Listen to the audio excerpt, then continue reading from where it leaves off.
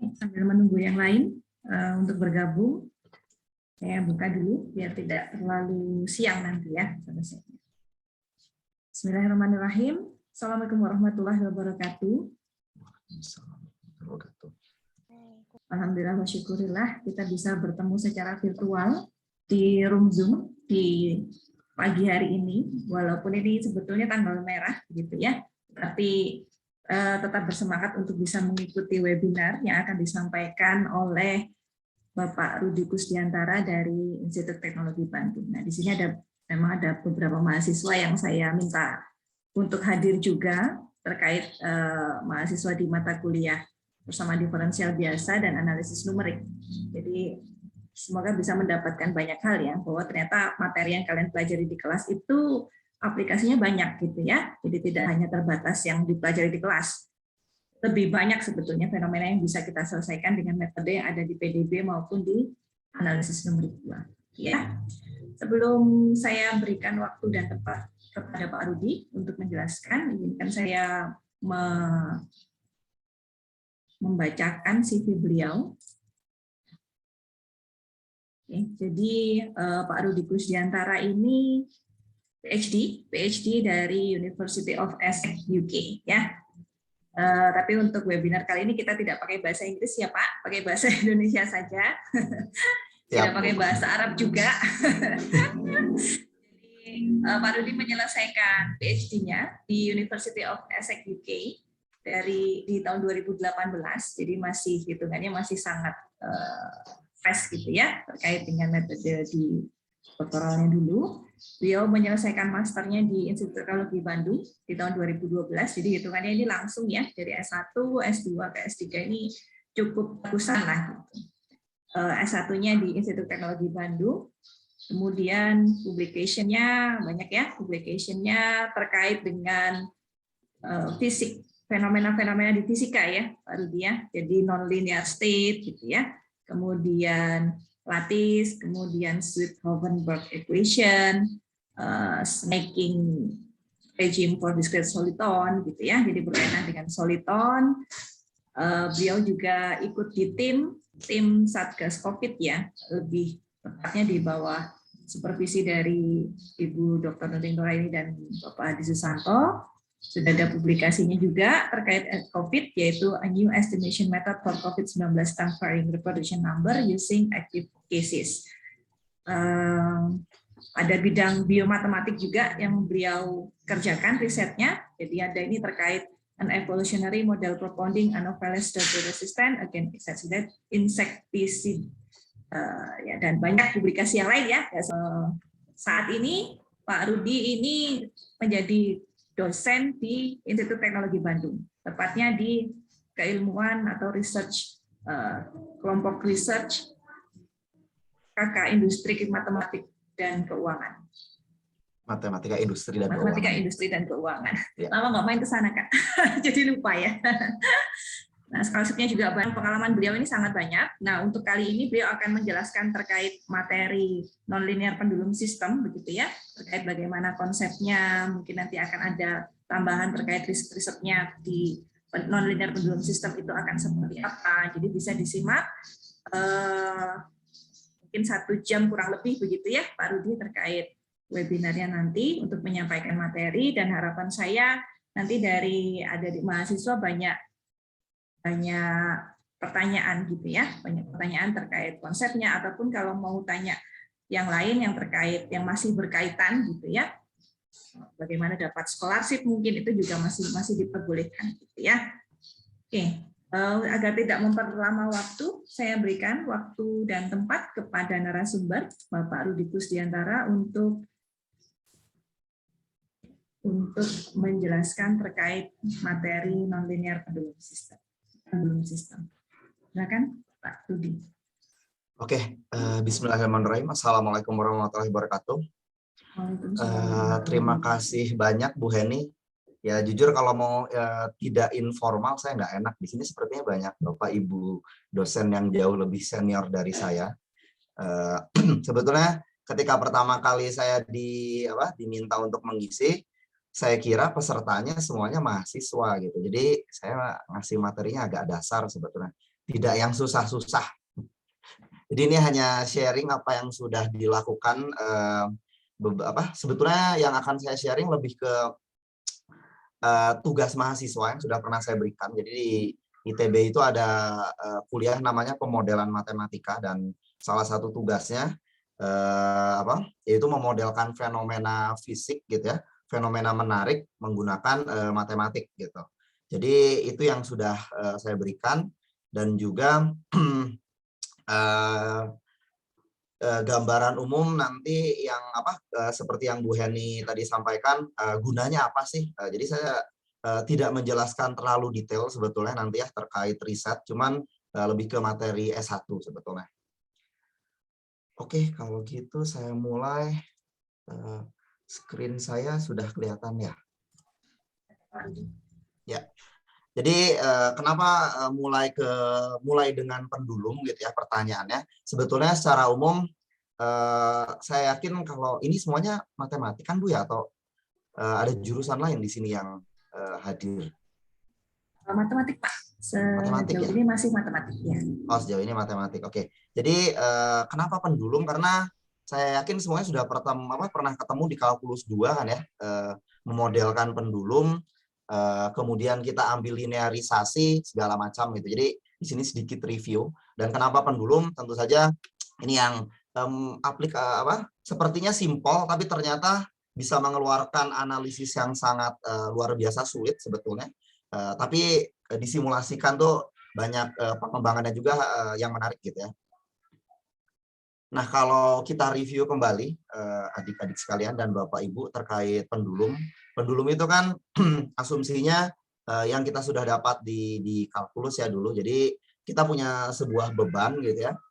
Kemudian diikat menggunakan tali ataupun kawat yang tidak bermassa. Dengan memberikan simpangan sebesar theta ataupun alfa nanti simpangan awal. Kemudian kita bisa mendapatkan gerakan back and forth atau maju mundur itu si pendulumnya, dan itu bisa kita dapatkan analisisnya gitu. Asumsi yang digunakan pada umumnya sama ya. Jadi di sini akan saya bahas hanya pendulum yang tidak memiliki gaya gesek gitu. Jadi bisa dibilang Pak ini tidak applicable sebetulnya, ini bisa dibilang iya. Ini jadi kalau dibilang kita menggoyang pendulum yang tanpa ada gaya gesek, artinya seperti menggoyang pendulum dengan, jadi kalau saya bisa bilang di bagian porosnya tidak ada gaya gesek itu ya sempurna gitu ya. Kemudian gaya gesek udara juga bisa diabaikan atau di ruang hampa. Oke. Kemudian si batangnya juga yang di sini dianggap tidak bermassa. Jadi itu yang paling sederhana atau yang paling mudah untuk dimodelkan. Tapi ternyata untuk si pendulum ini dia lumayan fenomenanya lumayan rumit juga sebetulnya kalau kita lihat dari sudut pandang fisika sebetulnya dan matematikanya nanti tentu saja ya.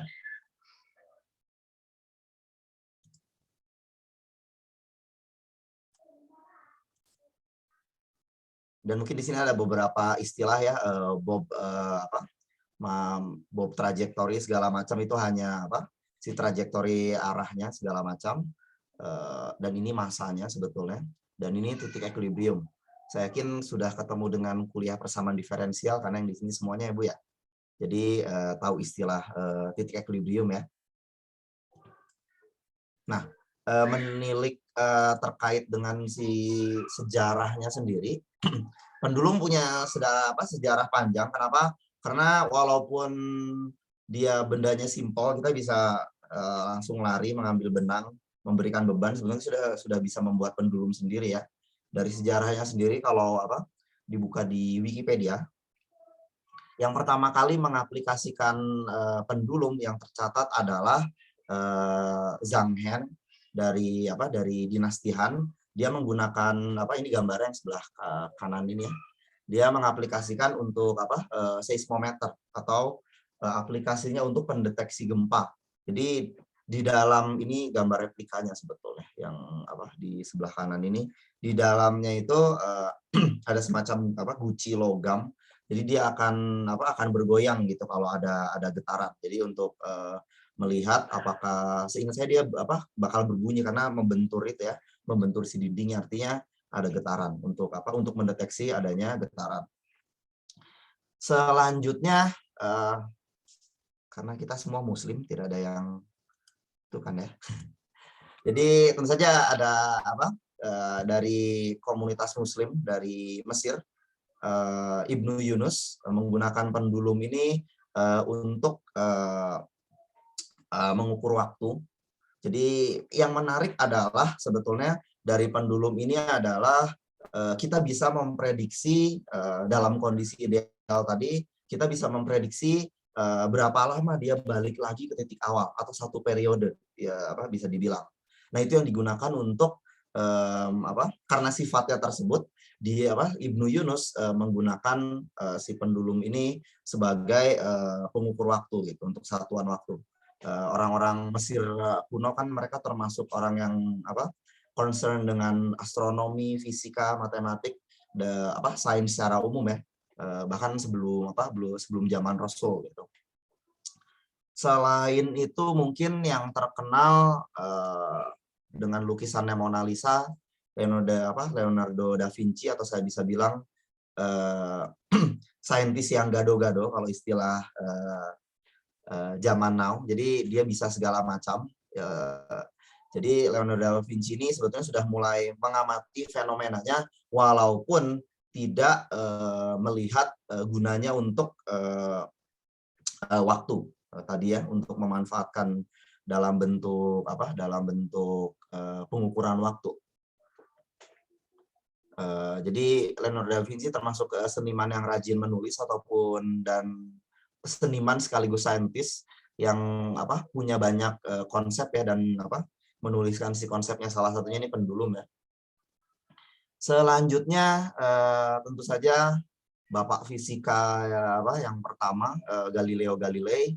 Jadi dia mulai menyadari dan menuliskan secara detail kegunaan ini. Sebetulnya dia melanjutkan pekerjaannya Ibnu Yunus, walaupun saya kurang tahu apakah Galileo ini betul-betul melanjutkan ataupun memulai dari awal ya. Jadi dia menemukan istilahnya itu isochronism. Jadi dia periode dari pendulum itu ternyata dia bebas dari tidak bergantung dari amplitudo atau simpangan awal. Jadi ketika kita mulai memberikan simpangan terhadap si pendulumnya, periodenya tidak dipengaruhi oleh hal tersebut gitu. Jadi ini sudah mulai sains ya. Selanjutnya, nah ini yang paling applicable sekitar 50 tahun kemudian, Christian Huygens dia membuat jam pendulum pertama. Dan ini jam, kalau mungkin ada yang sering lihat film-film zaman dulu yang bertemakan abad pertengahan, mereka konsepnya sebetulnya biasanya kan punya jam pendulum ya. Jadi karena ketika zaman itu yang paling tepat untuk mengukur waktu itu sih pendulum clock ini, atau jam pendulum. Kemudian Marin dan Descartes. Descartes mungkin pada tahu ya, nama bidang artis kan dari beliau ya. Ternyata dia menemukan bahwa kebalikan dari yang ditemukan oleh Galileo. Ternyata dia tidak isochronous, tidak sifat dari isochronismnya itu tidak betul-betul terjadi. Itu hanya terjadi ketika simpangannya kecil. Nah, itu yang sudah dilakukan di kalkulus sebetulnya. Kita mengasumsikan simpangannya kecil. Selanjutnya tahun 71 abad 18 ternyata disadari juga suhu ruangan itu mempengaruhi dari osilasinya. Karena dia memberikan efek, orang kan semakin lama pengen semakin detail ya, pengen mengukur waktu seberapa telitiannya. Ternyata perubahan suhu dia mempengaruhi panjang dari si batang yang mengayunnya itu, dan dia menyebabkan pemuaian segala macam. Itu mempengaruhi tentu saja si periodenya dari si pendulum. Dan kemudian tahun 51 ada Foucault pendulum. Jadi dia gunanya untuk mengaplikasikan si pendulum ini sebagai gyroscope. Jadi gyroscope itu kalau Bapak Ibu, mungkin adik-adik ya, ada yang main game, kan kalau kita rubah-rubah si handphonenya orientasinya landscape atau portrait itu kan dia bisa mendetek ya. Jadi itu sebetulnya menggunakan gyroscope. Jadi ada semacam pendulum sederhananya di dalam ya mungkin mekanismenya jauh lebih complicated dari itu ya. Jadi sampai saat ini kita masih menggunakan sebetulnya di dalam handphone kita. Dan dia juga digunakan untuk membuktikan bahwa ya bumi itu bulat ya. Di sini tidak ada yang percaya bumi datar kan ya. Dari rotasi si bumi ya. Dan tahun 30-an abad 20 ini mendekati perang dunia atau setelah perang dunia kedua gitu ya. Setelah perang dunia 1 dan sebelum perang dunia 2 penggunaannya mulai dikurangi. Kenapa? Karena orang-orang mulai terutama terkait dengan penggunaan pengukuran waktu lebih berfokus kepada jam quartz waktu itu. Makanya ada merek jam itu quartz karena sebetulnya dia memiliki dia melihat lebih ke getaran. Sebetulnya osilasi juga ya yang dilihat untuk kegunaan itu. Jadi penggunaan pendulum sudah dikurangi saat itu. Jadi fokusnya lebih ke yang lain, termasuk gyroscope yang masih kita pakai saat ini. Oke, itu sejarah singkatnya. Saya harap tidak ada yang kecewa karena belum ketemu persamaan. Nah, sekarang terkait si pendulumnya sendiri, ini sedikit reminder terkait modelingnya. Jadi sekarang bagaimana kalau kita lihat dari sudut pandang fisiknya atau matematik gitu ya. Ingat kembali ketika kita membreakdown diagram gaya. Ketika kita berikan, ini kan posisi kesetimbangannya berada di sini ya, si pendulumnya. Jadi ketika kesetimbangan tuh atau equilibrium, ketika dia diam, ataupun ya T-nya relatif besar, dia akan diam ya. Berada di bawah sini. Kemudian kita berikan simpangan sebesar alfa dengan arah berlawanan arah jarum jam. Atau di matematik kita punya rule of thumb atau aturan bahwa kalau dia berlawanan arah jarum jam dia positif ya. Alfa sebesar alfa simpangannya. Kemudian dengan membagi diagram gaya yang bekerja pada si massa M ini dengan massa M, kemudian panjang kawat, batang, ataupun benangnya sebesar L, maka kalau gaya ke bawah itu ya massa kali gravitasi tentu saja. Kemudian yang terhadap arah angularnya adalah massa ataupun gaya yang bekerja massanya, gaya normalnya dikalikan sin alfa. Ini menggunakan aturan trigonometri. Kemudian yang ke arah sudut 90 derajatnya mg cos alfa tentunya ya. Nah, sebetulnya kalau kita ingat kembali banyak pendekatannya untuk memodelkan. Seingat saya di kalkulus, kalau saya dulu pas kuliah S1 menggunakan ini, biasanya pendekatannya menggunakan hukum Newton. Oke. Ada juga yang menggunakan energi biasanya pendekatannya. Biasanya kawan-kawan kita yang di fisika pendekatannya menggunakan energi total atau energi mekaniknya. Nah, yang saya gunakan di sini adalah menggunakan si torsinya sebetulnya. Jadi percepatan kita punya ingat kembali bahwa tetanya ini kan akan berubah terhadap waktu ya. Dia berubah terhadap fungsi terhadap waktu dan dia memiliki percepatan tentu saja. Kan dia pernah sangat cepat gitu, pernah sangat lambat tergantung posisinya. Kira-kira kapan dia sangat lambat? Sangat lambat tentu saja di simpangan awal ya. Di ketika theta sama dengan 0. Dan sangat cepat ketika berada di titik equilibrium. Oke. Jadi ini adalah percepatannya. Dan ingat kembali dulu di fisika percepatan itu percepatan sudut sama dengan massa dibagi momen dibagi inersianya. Oke. Jadi momen yang bekerja pada si massanya dibagi inersianya, itu yang paling mudah. Di mana momennya itu adalah gaya dikalikan jaraknya ya. Jadi ini si gayanya yang bekerja pada arah sudut tersebut dengan jaraknya, atau jadi massa dikalikan MGL dikalikan sin alfa. Tapi karena arah sebaliknya, ini kan arah percepatannya ke arah sini ya, sebalik dengan sebaliknya arah alfa, maka tandanya negatif. Oke. Kalau hati-hati kalau arahnya positif nanti dia jadi inverted pendulum ya, walaupun tidak akan dibahas di sini. Oke. Kemudian untuk inersianya sendiri adalah massa dikalikan jarak kuadrat. Oke. Jadi tinggal kita substitusikan ke persamaannya. Kita akan mendapatkan seperti ini ya. Di sini kalau dilihat masanya akan saling cancel atau saling menghilangkan karena massa tidak boleh nol ya. Jadi kita punya persamaan ini. Dan yang menarik di sini artinya apa kalau massanya bisa saling menghilangkan?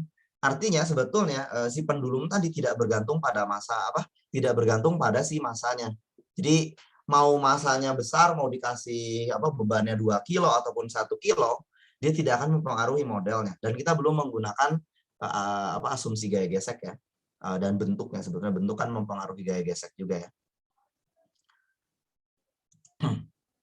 Oke, kalau kita tuliskan, mungkin adik-adik sekalian tentu saja langsung bisa mengenali ini adalah persamaan diferensial orde 2 ya.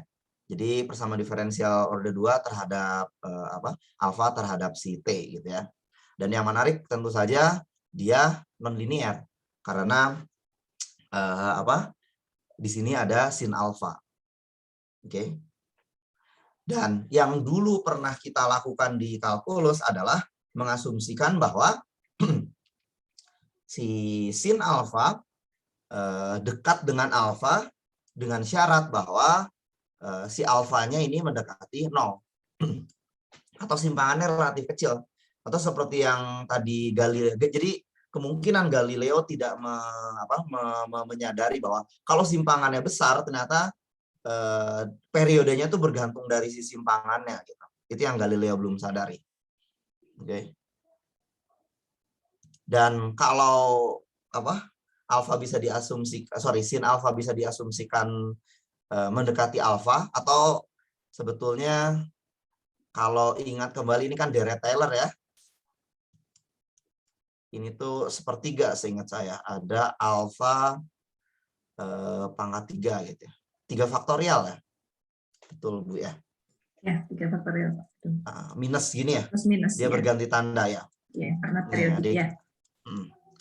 Dan karena mendekati 0 tentu saja orde yang ini kan relatif kecil ya. Jadi alfa misalkan 0,1 gitu ya. Si alfanya kalau kita pangkatkan 3 dia akan jadi 10 pangkat min 3 kan jauh lebih kecil. Jadi bisa diignore gitu. Tapi sayangnya itu hanya berlaku untuk sudut kecil gitu. Dan kalau ya kita asumsikan alfanya ini jadi kita punya hanya persamaan diferensial orde 2 saja. Di mana kalau kita misalkan bahwa bagian ini kan selalu positif ya, gravitasi dan panjangnya, kita akan punya omega. Kalau kita misalkan sebagai omega, akar dari ini kita punya ini ya. Ini sebetulnya bilangan gelombang dari si ini ya. Kita bisa dapat bahwa periodenya adalah sebesar T, di mana T ini adalah 2pi per omega. Oke. Di mana omeganya memenuhi ini. Dan tentu saja solusinya bisa dengan mudah kita dapatkan bahwa alfa T sama dengan simpangan awalnya, atau ya kita mau memberikan seberapa jauh gitu ya, cos omega T. Dengan syarat kita tidak memberikan kecepatan awal ya. Jadi alfa aksennya ataupun kecepatan sudutnya gitu ya, kecepatan angularnya itu diasumsikan sama dengan 0. Jadi kalian tidak membantu mengayun. Kita tidak mengayun si pendulumnya. Jadi betul-betul hanya diberikan simpangan. Walaupun kalau solusi umumnya di sini ada itu ya, ada sinnya ya, sin omega T gitu. Oke, ini hanya review, jadi mengingatkan kembali bahwa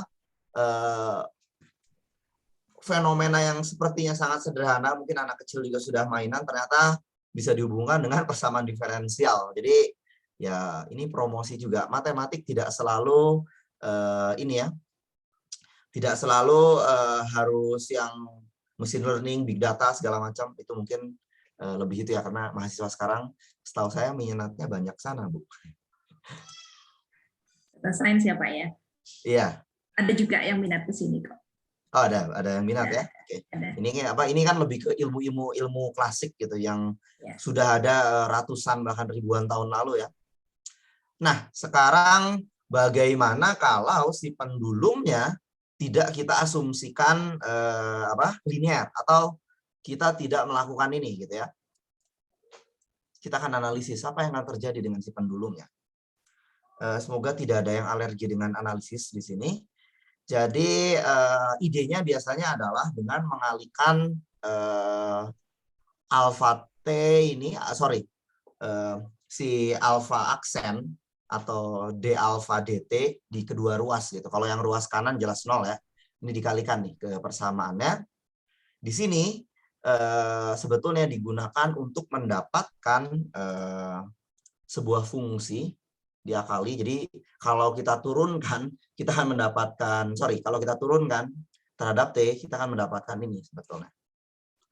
Dan ternyata yang ada di dalam ini, dia merupakan conserve quantity-nya, atau istilahnya tuh sebetulnya energi mekaniknya. Jadi kalau orang fisika, biasanya mulainya memodelkannya dari sini.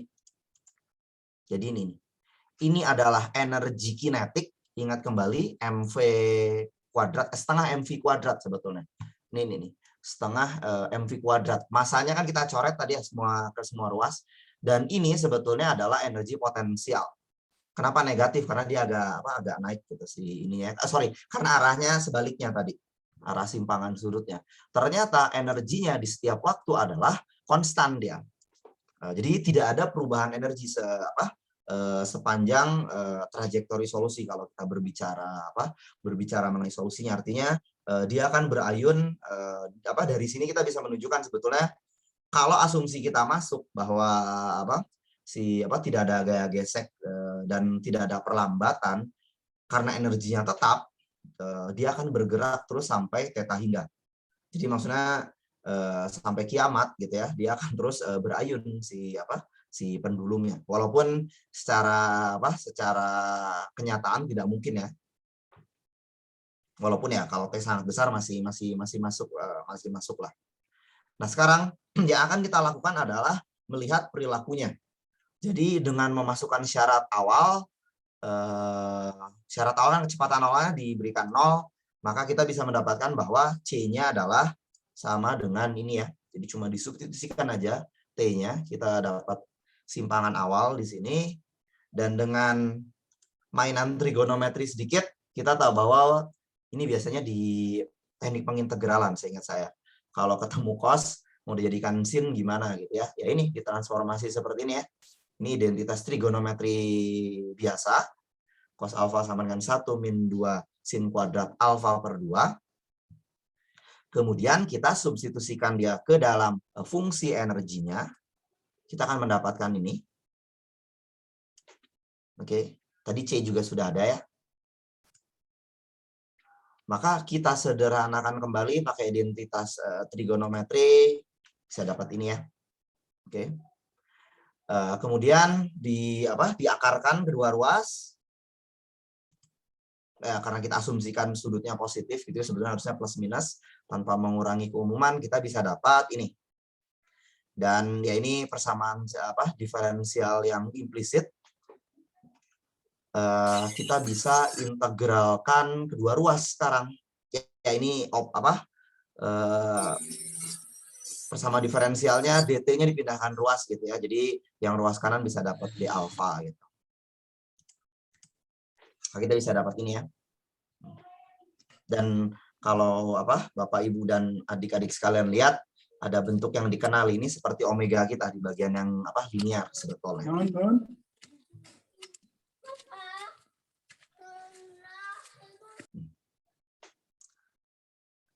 Nah, ini saya lanjutkan kembali. Dengan sedikit manipulasi di sini, kalau ditanya kenapa sin alfa per 2 di sini dimisalkan menjadi sin alfa per 2 dikali sin theta. Jadi seperti memisalkan sebuah transformasi lain sebetulnya untuk memudahkan perhitungan saja. Oke, di mana ini kan alfa 0 adalah simpangan awal atau amplitudo awal yang kita berikan. Kita misalkan dia merupakan sebuah konstanta atau variabel inputan nanti ya. Ini untuk memudahkan perhitungannya. Maka kalau kita turunkan dia terhadap kita diferensialkan kedua ruas ini untuk transformasi untuk dimasukkan ke integralnya tadi, kita akan dapat ekspresi ini ya. Dan kalau kita transformasi ke dalam theta, kita akan dapat ekspresi ini. Ini ya kalkulus tapi agak advance sebetulnya ya. Dan disederhanakan kita bisa mendapatkan bahwa bentuknya cukup sederhana, K cos theta d theta. Jadi sebetulnya kita mau mentransformasi supaya bentuknya bisa diintegralkan yang tadi. Maka d alfa per 2-nya akan menjadi ini dari integral yang sebelumnya. Kita bisa sederhanakan menjadi bentuk ini. Yang bagian K cos theta-nya bisa saling menghilangkan. Karena tidak boleh 0 ya. Dan dari sini kita bisa dapat ekspresi yang di sini. Oke. Ya kalau dibilang rumit, ya betul rumit. Ternyata pendulum yang kita ayun, kalau tidak dihilangkan, jadi misalkan siapa dosen kampusnya tadi dulu, Bu Heni ya. Kalau Bu Heni tidak menghilangkan sin-nya, ini adik-adik sekalian yang di kalkulus harus melewati ini semua untuk bisa menjelaskan periodenya saja. Ini kita tidak mencari solusinya loh ya. Jadi kita baru menjelaskan mau mencari periodenya sebetulnya. Dengan sedikit penyederhanaan, ini kan kalau kita integralkan sepanjang daerahnya, daerah pengintegralannya kan cuma dari 0 sampai pi per 2 kan, si pendulum itu. Cuma sampai 90 di daerah pengintegralannya, kita bisa dapat periodenya tadi, si T-nya, untuk yang ruas kiri. Sedangkan ruas kanannya, ya yang bentuk integral tadi, yang integral theta. Dan ternyata bisa kita sederhanakan lebih lanjut seperti ini. Di mana dia merupakan fungsi terhadap K. Dan K-nya ini tadi kan bergantung terhadap simpangan awal kan ya, dia fungsi terhadap alfa 0 atau simpangan awal yang kita berikan. Dan ini disebut dengan elliptic integration. Jadi ini keluar integral yang sangat sulit akibat kita tidak menyederhanakan si persamaannya. Dan kalau mau kita plot, ini kalau kita misalkan sebagai fungsi K besar, suatu fungsi K besar ya, kalau K besar kita plot terhadap K kecil, bentuknya seperti ini sebetulnya ketika kita plot. Di mana tadi ada transformasinya, K-nya tuh fungsi terhadap simpangan awalnya ya, terhadap ini ya. Dan tentu saja karena kita sudah pernah ketemu dengan deret yang sangat berguna, terutama untuk orang-orang yang bekerja di persamaan diferensial, ya deret Taylor ya. Kita bisa dekati dia dengan deret Taylor kan, si integralnya. Kita bisa dapat ini, si K-nya, rumus umumnya. Taylor sangat berguna ya, bagi kalian yang mau menyederhanakan bentuk-bentuk integral, persamaan diferensial, dan seterusnya. Dan yang menarik sebetulnya adalah, ini kan kalau kalian perhatikan, kalau dia orde 1 atau orde 1 saja di sini, dan sisanya ini kita anggap orde tingginya kita ignore, 0, kita akan dapat bahwa K besarnya adalah pi per 2. Kalau kita substitusikan ke dalam periode yang di atas, kita akan mendapatkan sama seperti yang pendulum linier tadi. Oke. Jadi kita bisa dapat fenomena yang sama. Dan ini baru mencari periodenya, kita belum mencari solusinya di sini. Karena biasanya ya untuk pengukuran lebih berfokus ke periodenya, walaupun kalau mau mencari solusinya ya kembali lagi kita harus menyederhanakan lebih lanjut si K-nya ini. Masih agak panjang gitu ke bawahnya. Nah, jadi yang mau saya share, yang mau saya tunjukkan sebetulnya bahwa fenomena yang terlihat sangat sederhana, mengayunkan burung, ternyata tools matematika, fisika, dan pemahaman kita terhadap ini sangat detail ya. Jadi kita bahkan bisa mendapatkan sangat kaya. Jadi kalau Profesor Pak Edi Suwono selalu bilang bahwa kalau untuk riset itu kita lebih fokusnya, walaupun fenomenanya sederhana, bisa saja menghasilkan sesuatu analisis yang sangat detail gitu, atau bahkan toolsnya tidak disangka-sangka gitu, bahkan bisa keluar eliptik, integral eliptik gitu, yang sangat belum tentu bisa diselesaikan secara analitik gitu, bahkan di sini hanya bisa pakai aproksimasi ya.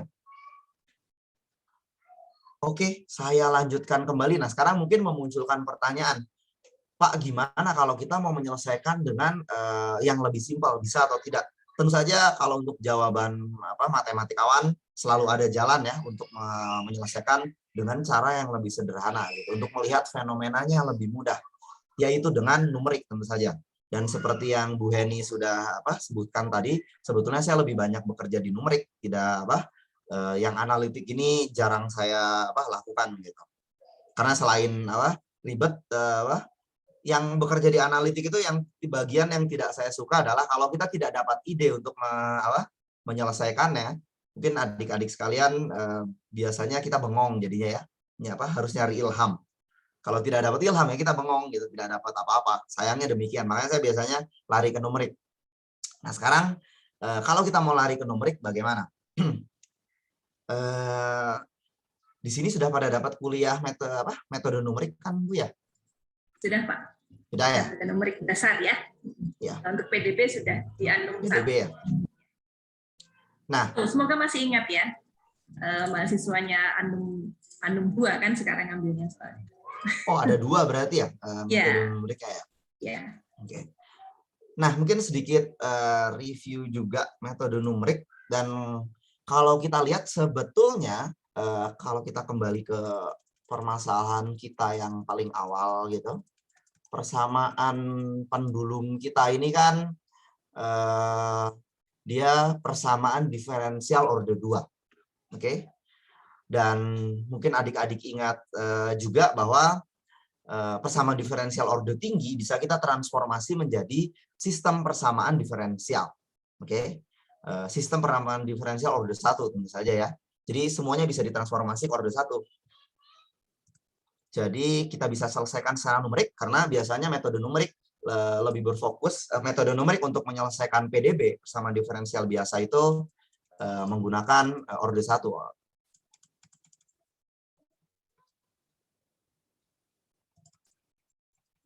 Oke, kita skip. Nah, jadi kita punya masalah nilai awal yang mau kita selesaikan atau si persamaan pendulumnya tadi, di mana ya saya merubah variabelnya, saya tidak sempat karena jadi alfa ya.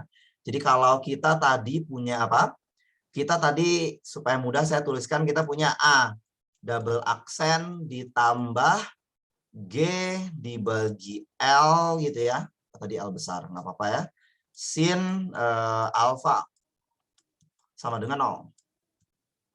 Kalau kita mau rubah dia menjadi sistem persamaan diferensial order 1, apa yang kita lakukan?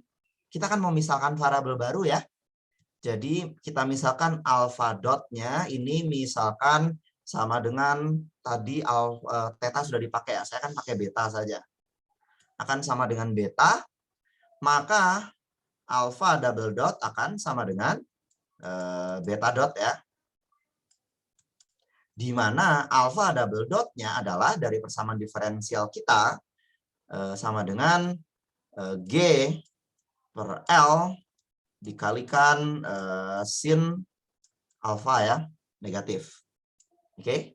Nah, sekarang kita punya alfa dot dan juga beta dot dan ruas kanannya. Jadi kita bisa nyatakan dia dalam masalah nilai awal. Oke. dengan diberikan simpangan awalnya berapa tentu saja nantinya ya. Simpangan awal dan diberikan kondisi awal atau nanti alfa nolnya berapa dan beta nolnya berapa. Beta nolnya kita anggap 0 saja dulu supaya memudahkan ininya perhitungannya. Nah, tentu saja sudah banyak metode yang bisa kita gunakan. Yang pertama yang paling mudah adalah metode Euler. Si Euler method ini paling mudah kenapa? Karena ya kita tinggal substitusi sebetulnya. Substitusi ke si persamaannya. Jadi ini seperti hampiran turunan orde pertama. Jadi kita melakukan diskritisasi terhadap T-nya dengan ukuran langkah sebesar H. Jadi kita punya diskritisasi sebesar M. Dan nanti kita mau menghitung di setiap titiknya berapa gitu. Di setiap step size-nya. Dan skema numeriknya atau algoritmanya hanya seperti ini saja. Solusi di titik sebelumnya ditambahkan ukuran langkahnya dikali fungsinya. Dan sayangnya metode Euler kita tahu ya, orde Euler-nya dia cukup tinggi, orde 1 gitu. Jadi kalau kalian punya atau memilih orde hanya 0,1, ya dia dijamin errornya itu ya maksimal orde 1 saja, tapi atau 0,1 saja kalau dipilih itu. Cuman dia masih relatif besar. Biasanya kan kita agak ambisius ya, bisa nggak ya kita tambahkan errornya lebih rendah. Nah, maka dari itu mungkin yang selanjutnya bisa digunakan adalah metode Hehn. Hehn ini sebetulnya bisa dikategorikan metode prediktor korektor juga kalau adik-adik yang sudah ketemu gitu. Jadi si skema Euler-nya ini dia merupakan prediktornya kemudian dikoreksi oleh orde yang lebih tinggi sebetulnya. Ini bisa pakai pendekatan Dirac-Taylor. Jadi si titik selanjutnya ditebak menggunakan titik metode Euler, tapi hanya perlu dibagi 2 skema numeriknya. Dan orde dari error galatnya kesalahannya lumayan. Jadi kalau kita memilih step size-nya atau ukuran langkahnya tadi 0,1, dia maksimal errornya akan 0,01. Jadi nambah 0,1 agak lumayan ya. Nah, dari sini tentu saja memunculkan pertanyaan, bisa nggak kalau orde errornya yang kita pilih gitu. Jadi kita mau memilih orde errornya sebesar mungkin. Saya pengen orde errornya orde 10 misalkan. Tentu saja bisa. Jawabannya adalah menggunakan si Taylor tadi. Metode Dirac-Taylor bagi orang yang mengerjakan bekerja di persamaan diferensial, dia termasuk tools ataupun alat yang paling powerful dia. Karena ya ini aproksimasi, jadi hampir selalu bisa digunakan. Jadi dengan mengasumsikan bahwa Y aksen itu sama dengan F, dengan aturan rantai, kita bisa mendapatkan Y double aksen, turunan keduanya. Dan dengan seterusnya, turunan ketiga kita bisa dapat, turunan keempat bisa dapat, itu bahkan sampai turunan ke N, tinggal kita substitusikan saja ya ke dalam si Dirac-Taylor-nya. Dan dengan penyederhanaan, kita bisa dapat skema numeriknya.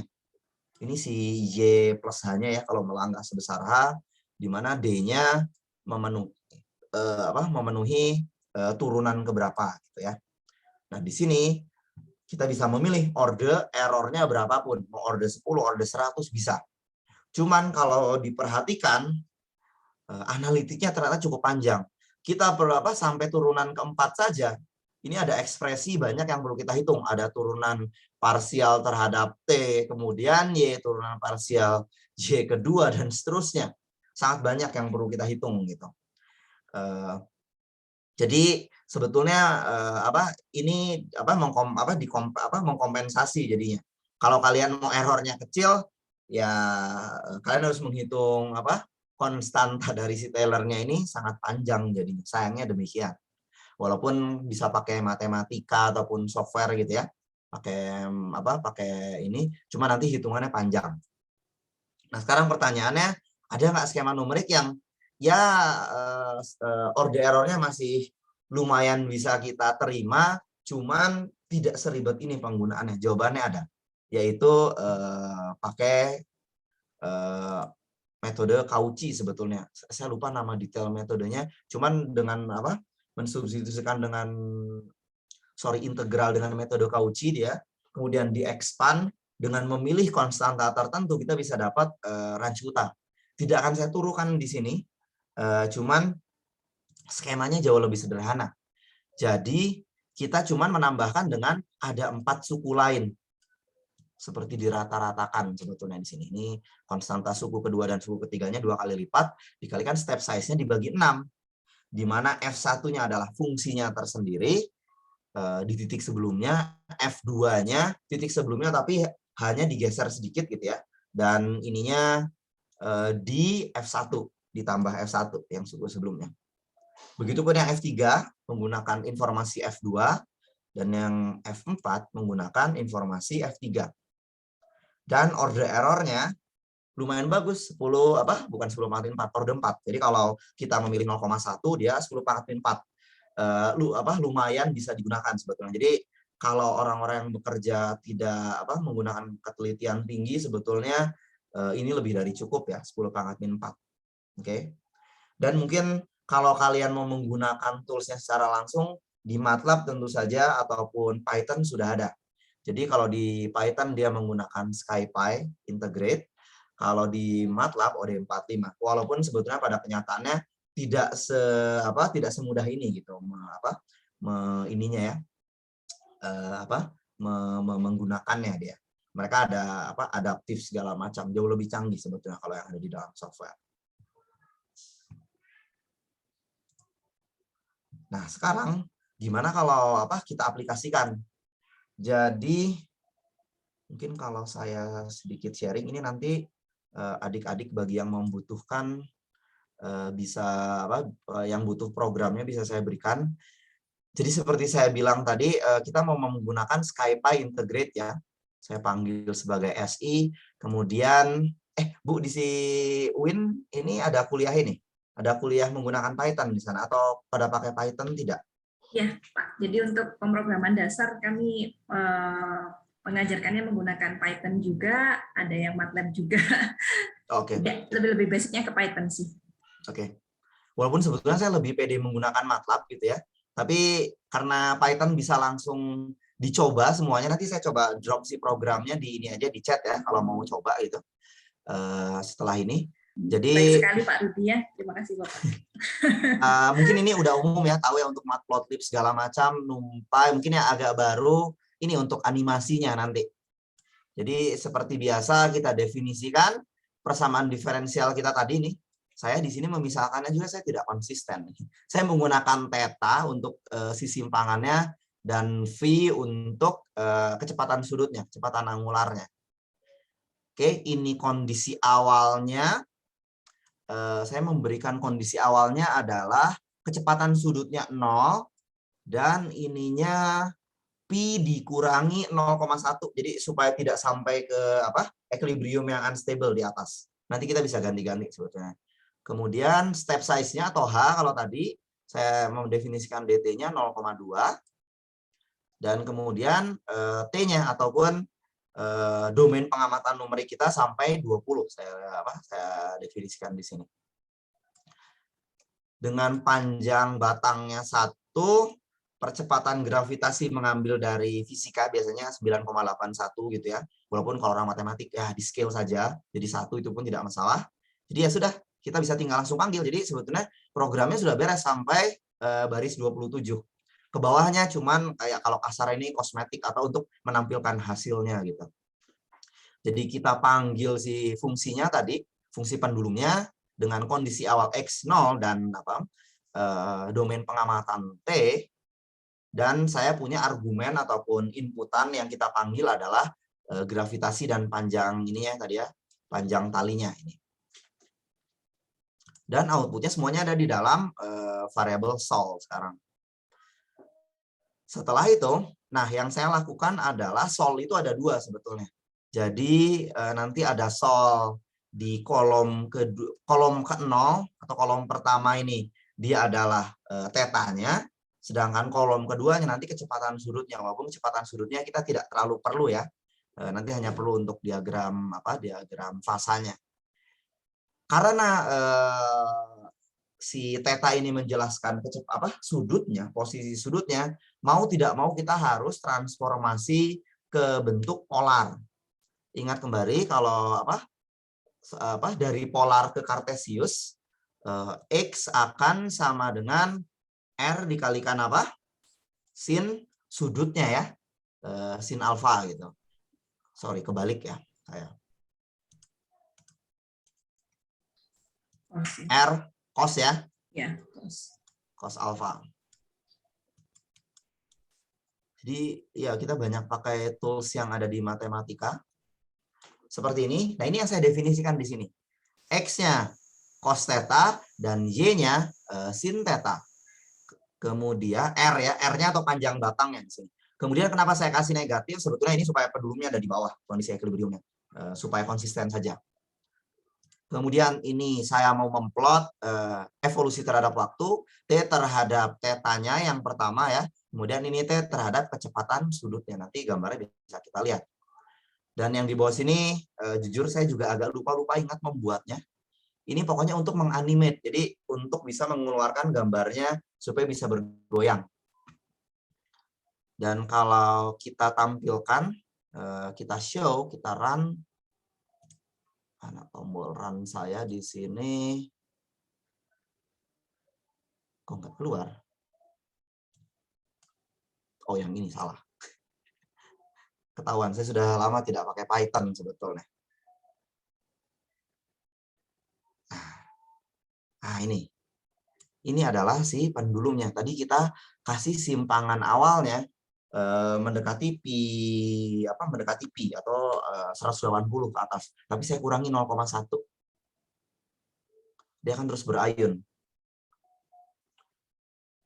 Dan ini adalah yang warna biru adalah kecepatan, bukan kecepatan, maaf. Si simpangan sudutnya, yang warna kuning adalah kecepatan sudutnya terhadap waktu. Sepanjang domain pengamatan 20 tadi. Jadi bisa kita ini kan ya, bisa kita amati bentuk perubahan periodenya seperti apa sebetulnya.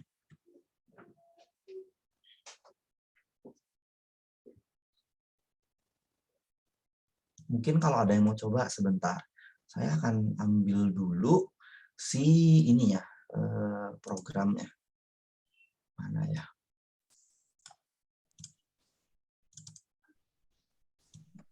Mungkin kalau yang langsung nggak mau buka itu juga bisa ini ya, bisa nyoba di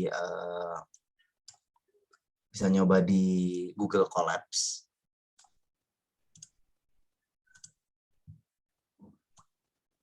Bagi yang mau mencoba, saya sudah masukkan programnya. Ada kan ya di chat ya, bagi yang mau coba.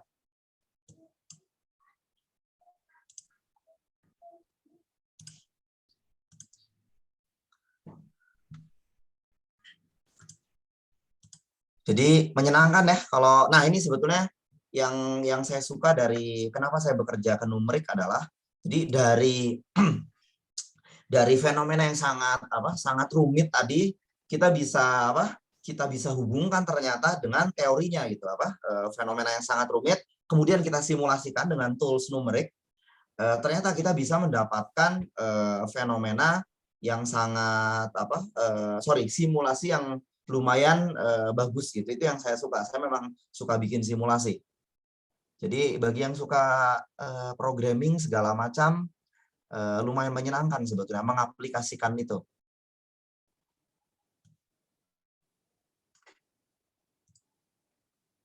Dan kemudian ini adalah sedikit rangkuman terkait ininya.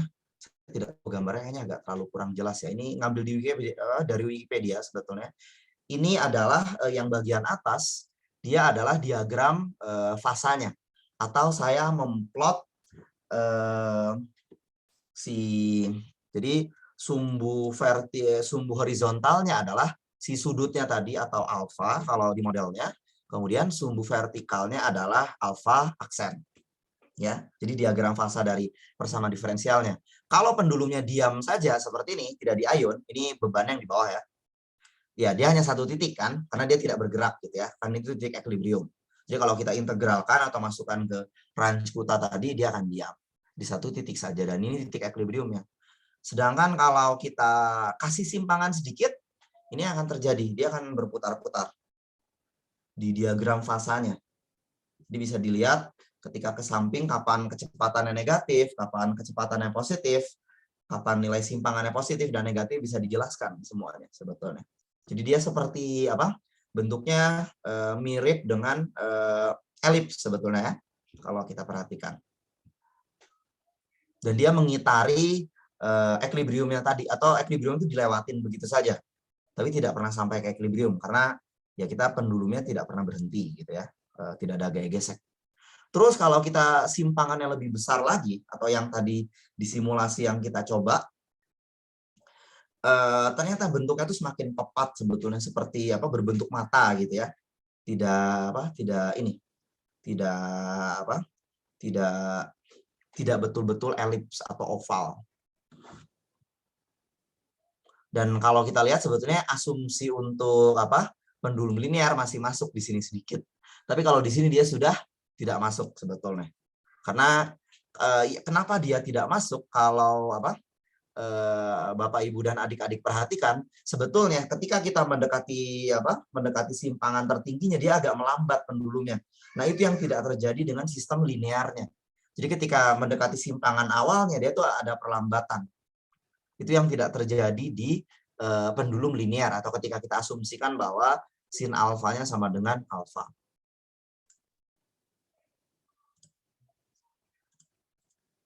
Oh, ini saya terbalik urutan. Nah, ini seharusnya ketika memperbesar sedikit ya. Nah, sekarang kalau kita perbesar lagi, hampir mendekati pi per 2, dia tuh terlihat kan melambat dia ketika mendekati ke ujung. Moga-moga koneksi saya tidak putus-putus nih. Dia agak melambat.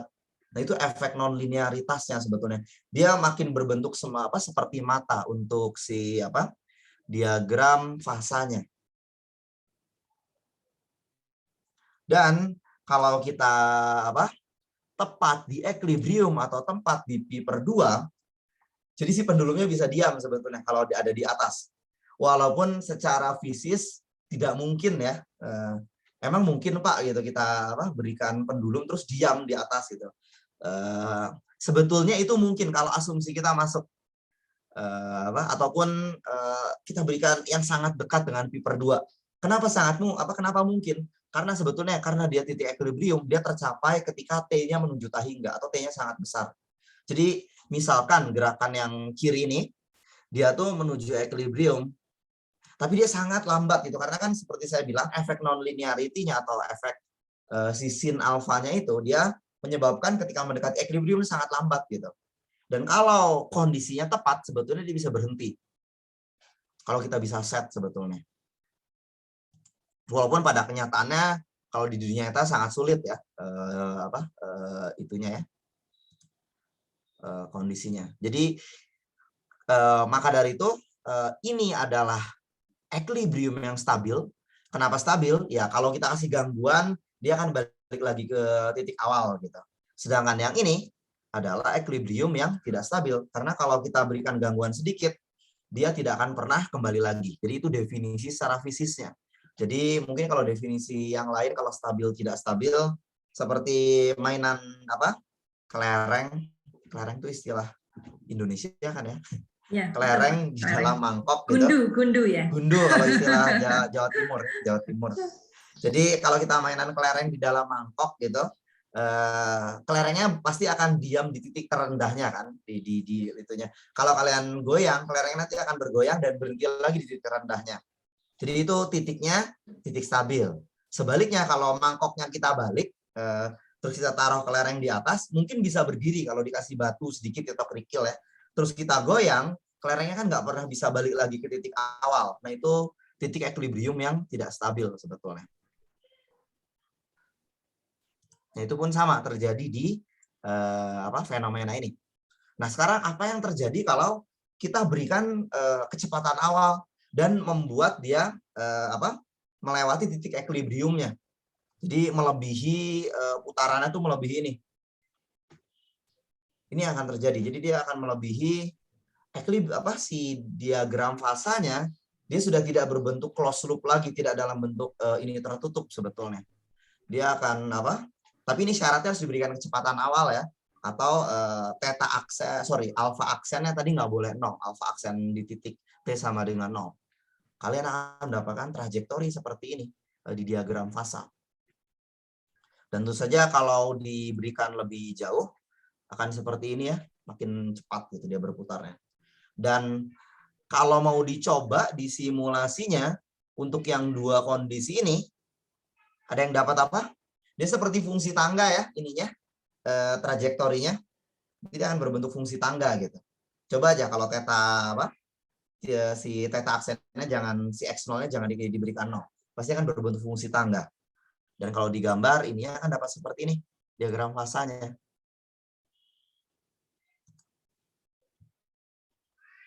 Nah, ini saya ngambil dari Wikipedia, yang ini kalau yang ini saya buat sendiri atau mahasiswa ya, saya lupa. Ini mahasiswa yang saya suruh bikin.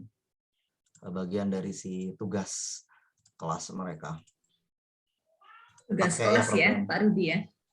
Ya, kan ada kuliah ya? pemodelan, ya project sebetulnya. Ya, nggak tugas sehari-hari sebetulnya. Ini beberapa minggu gitu mereka mengerjakan. Karena kan harus paham ini itunya dulu ya.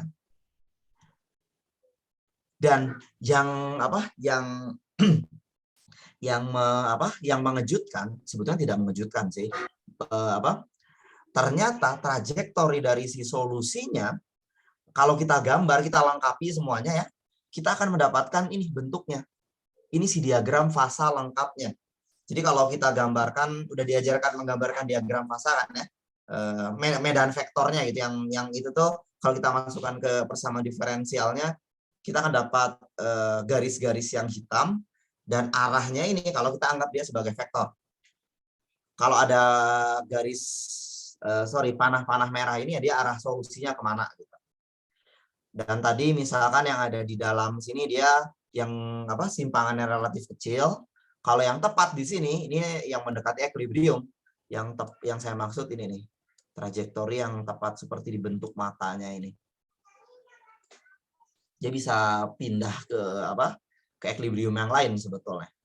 Walaupun kita nggak akan bahas ada istilah heteroklinik, homoklinik, itu tuh kuliah persamaan diferensial yang agak lanjut. Nah, ternyata ingat kembali bahwa kita punya fungsi energi tadi ya, energi yang konstan.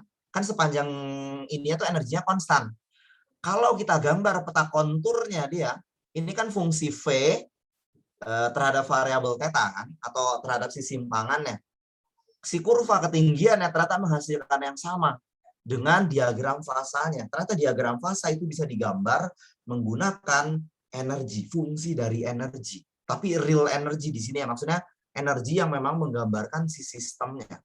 Jadi kalau kita iriskan di ketinggian berapa, dia menjelaskan bahwa itu level energinya.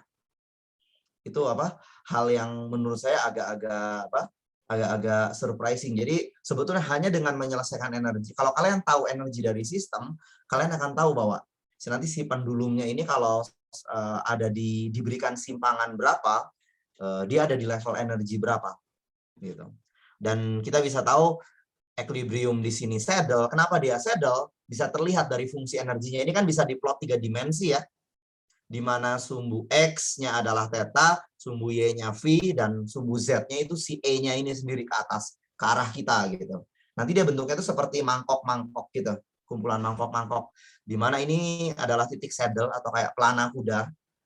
Dan ini titik equilibrium yang di tengah ini adalah ininya seperti bawah mangkoknya, atau kalau ada kelereng dia akan terjebak di situ gitu. Jadi ya dia level energinya sama, memang tidak akan ada penurunan energi, atau istilahnya konservatif gitu kalau di energinya konstan kalau pakai istilah fisika ya. Nah, kalau diperhatikan lagi hanya dengan fenomena pendulum kita bisa bicara banyak ya.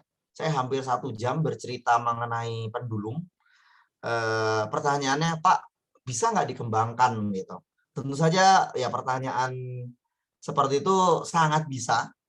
Seperti yang saya bilang tadi, ini bagian dari tugas kuliah mahasiswa yang saya pernah berikan. Saya meminta mereka memodelkan double pendulum. Jadi sekarang gimana kalau pendulumnya dikasih pendulum lagi gitu masanya, jadi double. Jadi ada masa 1, ada masa 2. Ada panjang 1, panjang 2. Tentu saja ada theta 1 dan ada theta 2 simpangannya terhadap orientasi sumbu vertikal. Dengan cara yang sama, memodelkan menggunakan torsi ya tadi ya. Pendekatan torsi kita bisa dapat model sistem persamaan diferensial orde 2 dan ada 2 nih, ada 2 pasang. Jadi kalau ada sudut pandang dari theta 1 kita bisa dapat ini. Saya tidak akan ini keluarkan detailnya dan kita bisa dapat sistem persamaan diferensial satu lagi gitu. Jadi kita punya variabel theta 1 dan theta 2 tapi orde 2. Artinya kalau kita transformasi ke sistem persamaan diferensial orde 1, kita akan punya 4 variabel nanti. Ada theta aksen gitu ya di itunya sistemnya kalau mau kita selesaikan. Nah, apa yang menarik dari si double pendulum ini kalau kita simulasikan secara langsung, karena analitiknya tidak banyak yang menganalisa, kalau cari paper-papernya tidak banyak menganalisis ke analitik ya karena susah. Nah, yang menarik adalah hitungan detail yang kita lakukan tadi untuk mengeluarkan periodenya, ternyata double pendulum ini tidak punya periode natural atau tidak punya T tadi. Artinya apa?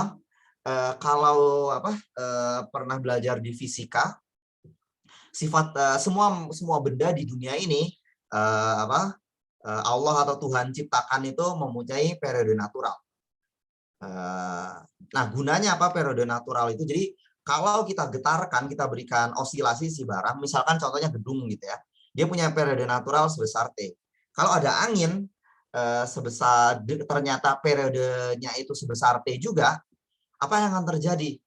Mereka akan terjadi superposisi. Oke? Dan ingat kembali kalau penjumlahan dua buah fungsi trigonometri dengan fasa yang sama atau bilangan gelombang yang sama, dia menyebabkan superposisi. Atau amplitudenya akan naik. Jadi getarannya akan tambah kencang gitu. Oke? Nah, kalau getarannya tambah kencang, ya bisa jadi gedungnya tidak kuat gitu. Oke? Nah, si double pendulum ini ternyata nggak punya periode natural.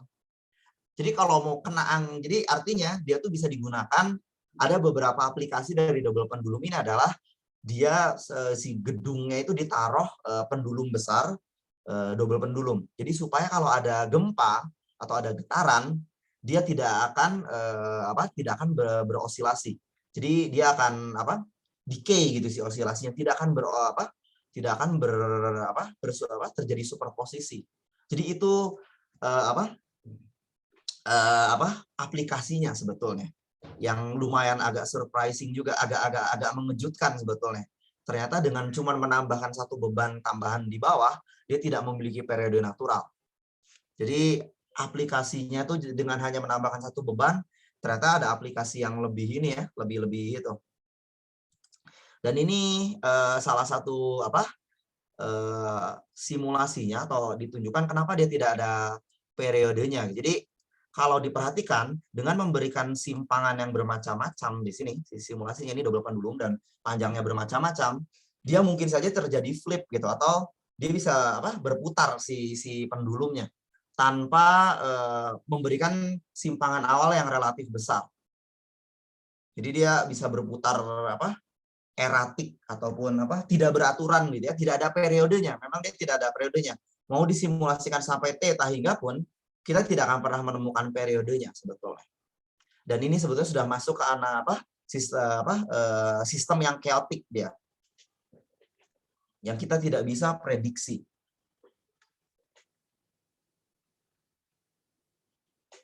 Jadi bisa dilihat ya ininya, dan dari walaupun programnya tidak bisa itu, mungkin adik-adik dan Bapak Ibu sekalian bisa mencoba nanti pakai program Python yang tadi. Sistemnya sudah ada, tinggal dicoba. Double pendulum banyak di internet, kalau butuh slide-nya juga nanti bisa saya berikan. Jadi bisa bisa dimasukkan gitu, diganti sistemnya, berikan simpangan awal segala macam, bisa dicoba simulasi ini sebetulnya.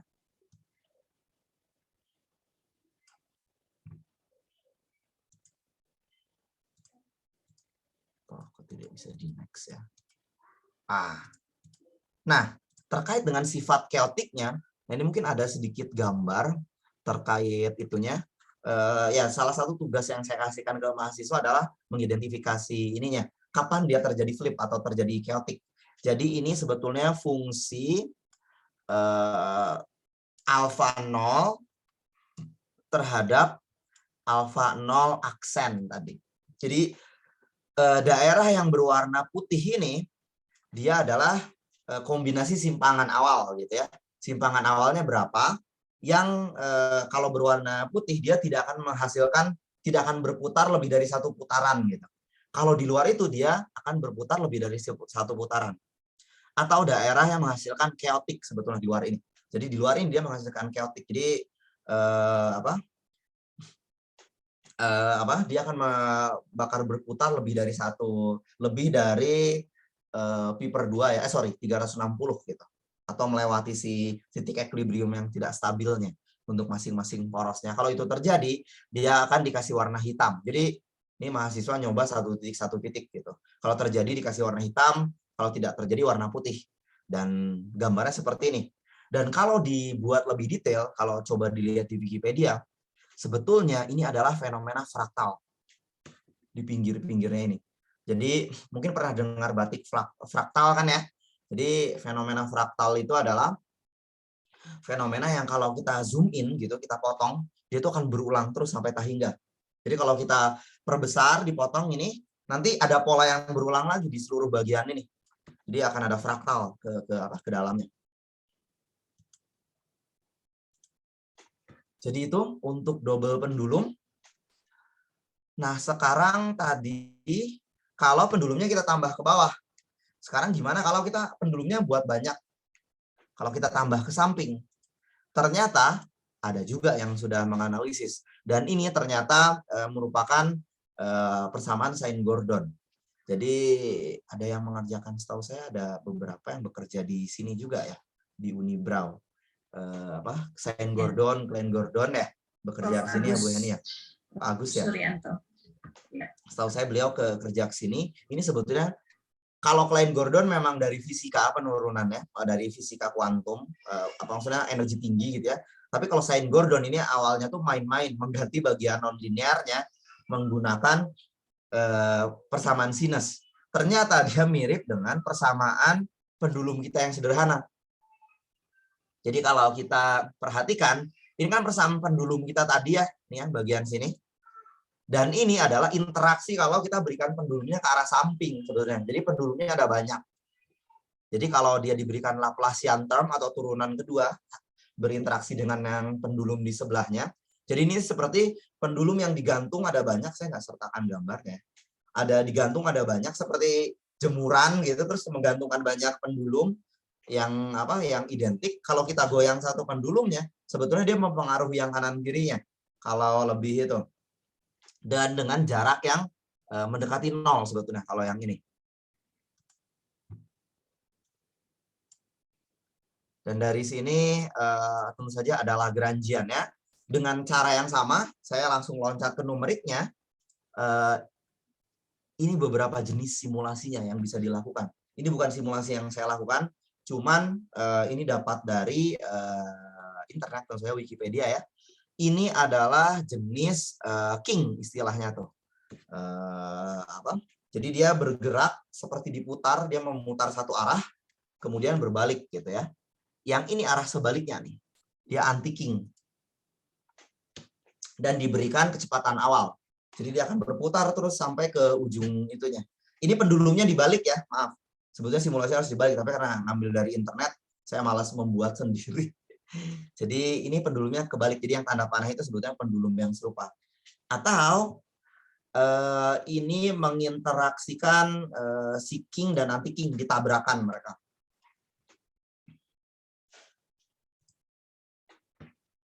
Tabrakan.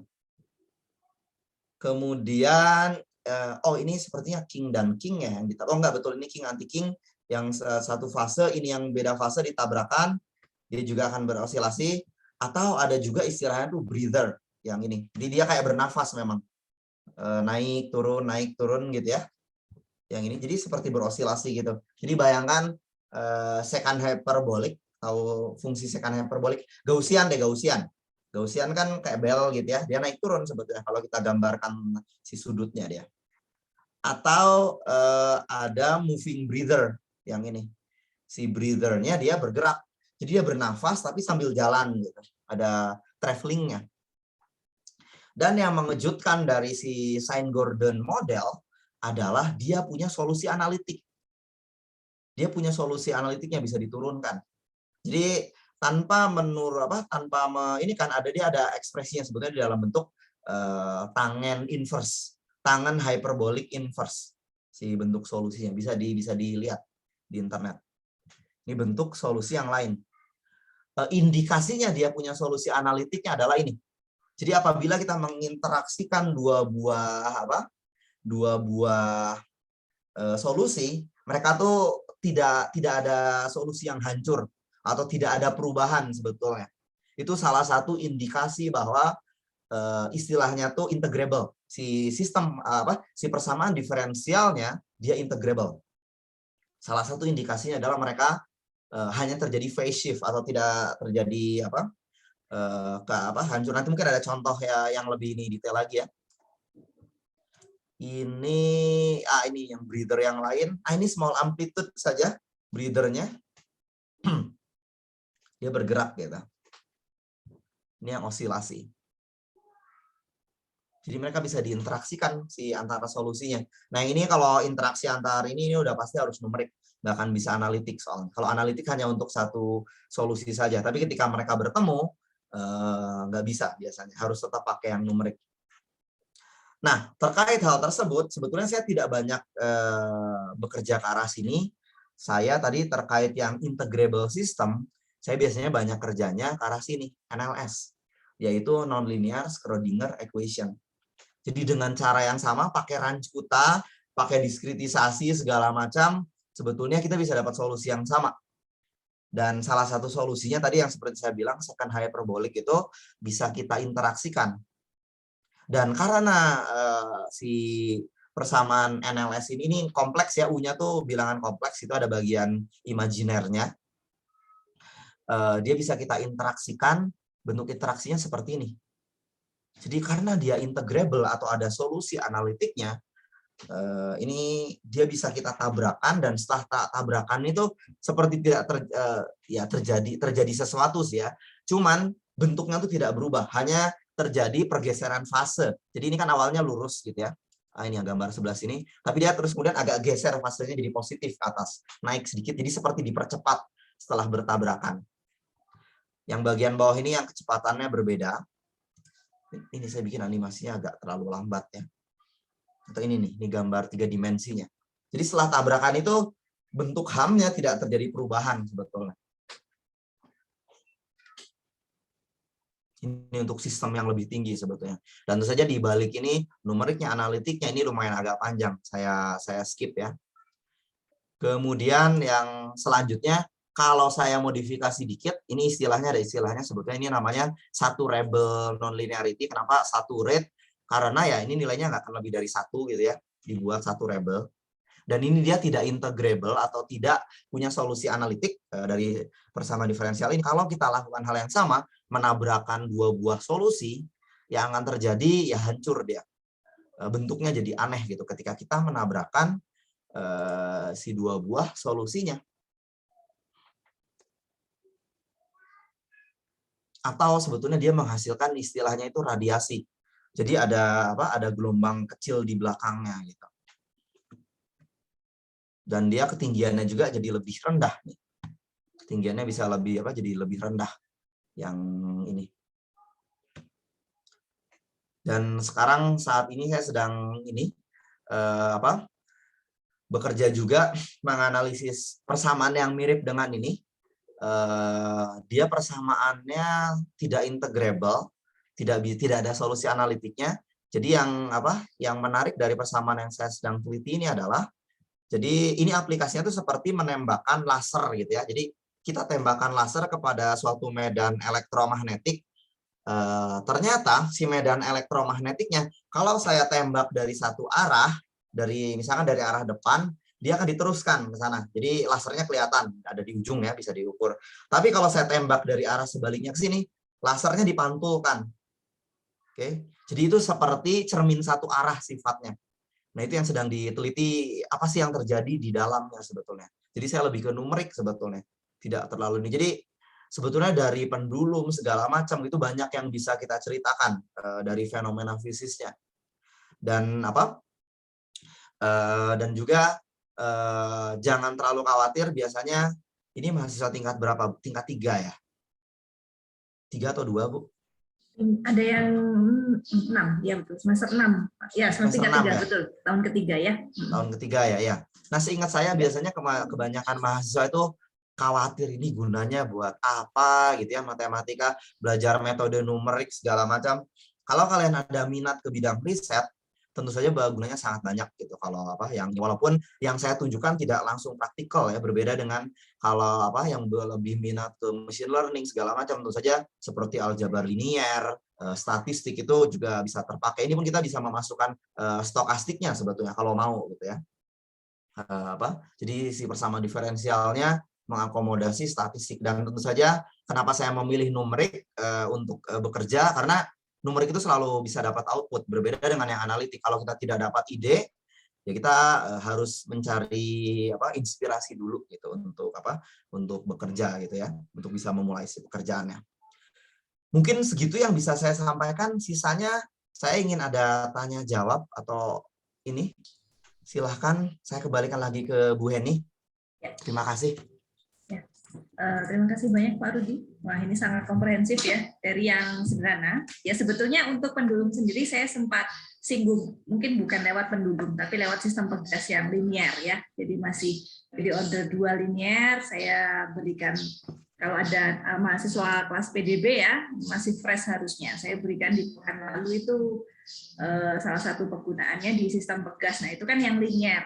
Nah, ini kalau yang non linear itu salah satunya ke pendulum yang tunggal gitu ya. Dan ternyata kalau dikembangkan tuh banyak sekali risetnya. Jadi bisa ke double pendulum, bisa inverted pendulum, walaupun tidak dibahas ya sama Pak Rudi di sini. Kemudian Singh-Gordon equation. Nah, untuk setiap persamaannya sendiri, kalau kalian mau bahas menjadi skripsi, itu kalau kita bahas satu metode saja, misalkan pakai finite difference untuk numeriknya, atau pakai metode analitik gitu ya, persamaan statistik untuk mencari solusi Singh-Gordon, itu sudah bisa jadi tulisan ilmiah gitu. Jadi tidak harus riset untuk mahasiswa S1 itu tidak harus sesuatu yang sangat sulit gitu ya. Tidak harus sesuatu yang rumit begitu untuk sarjana matematik. Begitu ya, Pak Rudi ya, kurang lebih. Ya. Dan sebetulnya yang dipelajari di matematik dimanapun sama ya. Jadi Pak Rudi ini kan dosen matematik. Ternyata yang dipelajari matematik ITB sama yang kalian dapatkan di matematik UIN juga sama gitu ya. Jadi nggak ada perbedaannya, materinya juga sama, kedalamannya juga sama. Dan ini salah satu kelebihan juga ketika saya mengundang Pak Rudi untuk mengisi webinar di sini. Harapannya nanti kalau ada yang mau studi lanjut ke ITB, oh saya tertarik untuk studi lanjut ke ITB, sudah punya bayangan. Nah, nanti bisa jadi dibimbing Pak Rudi ini nanti S2-nya ya Pak Rudi. Ya, boleh. Ya, kalau mau bertanya topik banyak, kalau mau topik ya kerjaan mah banyak gitu. Bagi-bagi kerjaan ya Pak. Bagi-bagi THR Pak harusnya Pak, kan mau Lebaran Pak. Nah kalau itu saya nggak bisa ngasih kalau yang itu ya.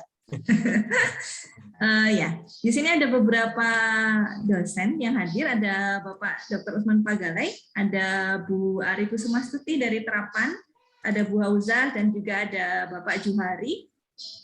Mungkin kalau ingin sambil menunggu yang pertanyaan kolom chat ya, mungkin dari Bapak Ibu dosen ada yang ingin berdiskusi atau mengemukakan sesuatu mungkin.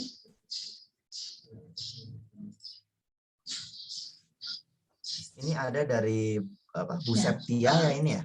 Ya, itu mahasiswa saya Pak. Oh oke. Ya, mahasiswa ini pertanyaannya, pendulum ini apakah bisa dibawa ke sistem tata surya atau orbit planet, di mana ibaratkan sebagai beban segala macam? Memang betul bisa. Kalau tadi dilihat dari, kalau kita buka lagi di ini ya, sebetulnya dalam kondisi ini kan mirip dengan orbit planet yang kondisi di mana dia tidak melewati titik equilibriumnya ya. Jadi kalau kita anggap bahwa dia konservatif, si sistemnya sebetulnya pendekatannya bisa. Seingat saya Pak Bobi gitu ya, Pak Profesor Bobi di Fisika ITB, pendekatannya memang persamaan diferensial order 2. Karena kan dia gerak gaya sentrifugal ya, fugal atau petal sih saya lupa. Sentripetal. Baik keluar atau Dan ke dalam. pendekatan pemodelannya seingat saya mirip gitu. Untuk menjelaskan gerak planet itu bisa juga sebetulnya. Jadi pengembangannya bisa ke astronomi juga sebetulnya ya. Ya. Mungkin Pak Usman ada yang ingin didiskusikan? Oke. Assalamualaikum warahmatullahi wabarakatuh. Waalaikumsalam warahmatullahi wabarakatuh. Terima kasih banyak Pak Rudi atas ilmunya. Wah, ini luar biasa ini. Pendulum, model pendulum, ya. Ini beberapa kali juga sudah diangkat dari Bu Heni ya, pendulum yang sistem. Tadi yang saya lihat tadi alfa nolnya itu bergantung sama K kecil. Barangkali bisa dilihat apa kemudian dia melakukan transformasinya barangkali apa bisa ditetapkan alfa nolnya ini. Alfa nolnya langsung diberikan atau gimana? Alfa nolnya ini Pak simpangan awalnya yang kita berikan. Iya. Kemudian bergantung sama K ini ya. Betul Pak. Jadi maksudnya K ini ya sama dengan kalau kita mau nyatakan atau semuanya dinyatakan dalam alfa gitu ya supaya mudah gitu ya, itu juga bisa Pak sebetulnya. Nanti di akhir ini kan kita bisa dapat dalam eliptik integral ini ya, K-nya kan tadi bisa dapat arc cosinus ya, atau sin inverse dari si alfa 0 gitu. Kalau mau menggunakan sifat fisisnya secara langsung bisa Pak sebetulnya. Oke. Iya. Kemudian tadi K yang transformasi yang menggunakan deret Taylor itu saya lihat ada double faktorialnya, apa benar ya? Atau memang 2 ya? Ini sepertinya ada terkait dengan turunan dan integral Pak. Jujur saya juga belum pernah menurunkan. Cuman gitu. Ini nih pendekatan si fungsi ini kemudian diintegralkan gitu, makanya ada faktor pembaginya. Saya lihat faktorialnya 2. Oh iya, faktorialnya ada 2 ya. Sebentar, rumus umumnya ini seharusnya ini maksudnya faktorial 1 aja kalau yang saya lihat Pak. Ini seharusnya faktorial 1 saja. Iya. Oke, terima kasih. Ya, Pak Rudi. sama-sama Pak Usman. Ya. Assalamualaikum warahmatullahi wabarakatuh. Waalaikumsalam. Mungkin selanjutnya Bu Ari Kusumastuti. Ada yang didiskusikan. Mahasiswa nggak dipersilakan, Beni. Ini tadi sudah ada satu pertanyaan mahasiswa, sambil saya tunggu lagi di kolom chat setelah ini. Ada juga nih dari Bima mahasiswa ya. Ya, Bima ini mahasiswa. Enggak, Bu Ari? Oke, terima kasih Pak Rudi. Alhamdulillah, saya senang tadi menyimak penjelasan Pak Rudi. Sepertinya Sama-sama, saya Bu. akhirnya sekarang bisa berbahagia karena punya teman yang passionnya di utak-utak model ya Pak ya. Ya.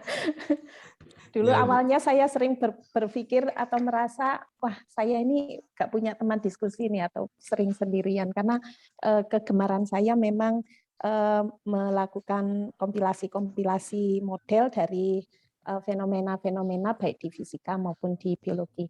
Pertanyaan saya ini sebagai yang saya sampaikan tadi Pak, ketika kita sudah berhasil mengkompilasi suatu model, itu kan rasanya kayak bahagia sekali gitu ya Pak ya. Nah, yang tadi Pak Rudi sampaikan, betul bahwa saya ini ketika mengkompilasi model, biasanya saya menggunakan pendekatan energi gitu. Jadi contohnya ketika kita punya kasus kedawaian yang dekat dengan yang tadi diceritakan oleh Pak Rudi, itu pendekatan yang saya gunakan adalah pendekatan energi. Jadi identifikasi energi potensial kinetik sampai ke persamaan Lagrange, sehingga ketika berakhir pada suatu model itu gembira sekali rasanya gitu. Cuma pertanyaan dasarnya dan pertanyaan yang sangat krusial adalah bagaimana kita menjamin bahwa model yang telah kita formulasikan menjadi suatu persamaan diferensial itu menjadi mendekati kondisi yang ideal. Nah, selama ini pendekatan saya karena memang untuk kasus-kasus fisika itu saya kurang memahami di bagaimana merekam kalau misalkan masalah dawai itu adalah lendutan, sudut, kemudian simpangan dan seterusnya itu dalam suatu alat kayak eksperimen itu tidak di luar jangkauan saya, maka biasanya saya melaksanakan uji validasi itu dengan melihat profil grafik solusi secara analitik atau secara numeriknya. Nah, apakah yang sudah saya tempuh itu perlu ada revisi-revisi atau saya sebenarnya butuh saran dari Pak Rudi, bagaimana uji validasi dari formulasi model yang sudah kita dapatkan ini itu menjadi uji validasi yang betul-betul bagus gitu. Itu saja Pak, pertanyaan saya Pak. Ya, baik, terima kasih banyak Bu Ari atas pertanyaannya. Kalau dari pertanyaannya mungkin sebetulnya Ibu lebih berpengalaman dari saya ya, Bu. Tidak Pak, saya tidak berpengalaman. Makanya saya pagi hari ini berkah sekali Ramadan. Ini saya ketemu Pak Rudi. Wah ini nanti bisa jadi atasan saya ini. Jadi terkait hal tersebut, karena saya sebetulnya tidak ke eksperimen juga Bu ya. Jadi kalau biasanya saya cari contoh pembanding tuh, kalau dari yang saya lakukan itu, kalau tidak mencari pekerjaan orang, artinya mencari paper orang lain gitu yang sudah melaksanakan. Karena kalau kita tidak dari orang eksperimen, biasanya ketika kita melakukan pengambilan data, misalkan merekam rambatan dari dawai ataupun perubahan ininya ya, perubahan osilasinya segala macam, apabila kita tidak berpengalaman, itu bisa saja ada error ketika melakukan pengambilan data gitu. Tapi biasanya kalau kawan-kawan di ini mungkin Bu Heni juga kenal dekat dengan Bu Lena ya. Jadi di divisi di matematika ITB itu ada beliau sangat suka dengan yang eksperimen dan juga teoritik yang seperti ini gitu. Jadi analitiknya kencang, eksperimennya pun beliau melaksanakan gitu. Jadi beliau biasanya kerjasama dengan orang yang kompeten untuk mengambil datanya nanti dibandingkan. Biasanya nanti memang outputnya akan luar biasa Bu, karena kalau teori kan novelty-nya kadang metodenya mana yang baru gitu ya, yang dilihat ya. Tapi kalau data itu mereka biasanya apabila kalau mau orientasinya menjadikan publikasi gitu, apabila kita bisa menggabungkan antara teori, data, dan ternyata mereka hasilnya bagus, biasanya bisa menjadi publikasi yang bagus gitu. Maksudnya ya kalau kita mengejar Q1 gitu itu hampir bisa dipastikan bisa dapat gitu. Kalau bahkan dengan fenomena yang sangat sederhana gitu, perambatan air segala macam itu. Setahu saya demikian Bu. Ini mohon maaf ya Bu, karena saya tidak ke eksperimen. Jadi mungkin hanya bisa itu saja yang saya inikan. Dan untuk validasi model kembali lagi biasanya pakai data yang sudah ada, dan kalau asumsi di awal kita sudah yakin bahwa itu betul, langkah-langkah yang kita laksanakan itu betul, seharusnya kita bisa mengambil justifikasi, setidaknya kalau kita mengikuti asumsi ataupun kondisinya memenuhi asumsi, model ini pasti betul gitu. Tapi kalau nanti ada modifikasi segala macam, tentu saja ya modelnya tidak akan memenuhi gitu ya. Oke. Jadi memang itu yang saya pikirkan Pak Rudi, karena yaitu tadi kita memformulasi model kan memang berdasarkan teori atau hukum-hukum yang memang sudah baku ya di kasus fisika gitu. Jadi kita mengikuti itu, dan memang kalau dari segi perasaan aku sudah mantap ini karena menggunakan kaidah-kaidah baku gitu. Lantas setelah terjadi model gembira sekali, itu bahagianya nggak keruan-keruan itu Pak. Bisa mendapatkan model itu bahagianya nggak keruan-keruan. Nah sehingga berarti yang saya tangkap akhirnya selama kita belum bisa menjangkau ke eksperimen, maka profil grafik itu sudah mencukupi ya Pak Rudi ya? Untuk menunjukkan fenomenanya itu sudah lebih dari cukup sebetulnya Bu. Dan ya itu biasa yang kami lakukan gitu, termasuk Bu Heni, saking Bapak Ibu sekalian yang riset pun biasanya ke arah sana kalau untuk modeling biasanya. Oh siap Pak, terima kasih banyak. Sudah menjawab kegelisahan. Ya, memang ketika memformulasi model, karena kalau kasusnya fisika memang saya sering berkolaborasi dengan teman-teman di lantai 2 di fisika itu Pak Aryesta, itu biasanya memberikan masukan-masukan apakah identifikasi gaya-gaya menuju ke energi-energi itu sudah betul apa enggak. Terutama kayak Pak Rudi tadi menentukan apakah X itu R cosinus theta atau X itu R sinus theta pada kasus tertentu itu kan bisa jadi beda-beda Pak ya. Iya, betul. Iya, betul. bisa jadi beda-beda. Itulah yang kemudian saya minta supervisi teman-teman fisika sehingga alhamdulillah beberapa model walaupun masih saya tanyakan tatarannya menanyakan Pak Rudi dengan melihat profil grafik ini apakah sudah mencukupi. Saya sedikit berbahagia dulu sementara untuk mengatakan model saya sudah cukup sebelum melangkah ke hal-hal deteksi validasi model yang lebih akurat lagi gitu. Terima kasih Pak Rudi, terima kasih juga Bu Eni mempertemukan saya dengan Pak Rudi. Next time kita mungkin bisa diskusikan riset kita yang sering kita bicarakan ya Bu Heni dengan Pak Rudi. Alhamdulillah saya sekarang merasa tidak sendirian Pak. Gitu. Terima kasih banyak. Okay. Untuk di UIN Malang memang untuk terapannya kan SDM-nya tidak sekaya di ITB. Jadi memang betul. Arahnya kami antara fisika dan biologi seperti itu Pak Rudi. Mau mengembangkan ke arah teknik pun belum ada fakultas teknik atau jurusan teknik ya. Jadi memang masih terbatasnya mainnya jadi ke biologi karena kalau di biologi di UIN ada kedokterannya ya. Jadi kalau kesehatan biologi kita masih bisa lah ke sana. Ya. Tapi prospeknya juga sangat tinggi kan sebetulnya publikasi di bidang matematik fisika itu, apalagi yang nanti bisa dikolaborasikan dengan orang engineer. Pertanyaan terakhir mungkin dari Bima ya. Bima ini mahasiswa PDP saya ini.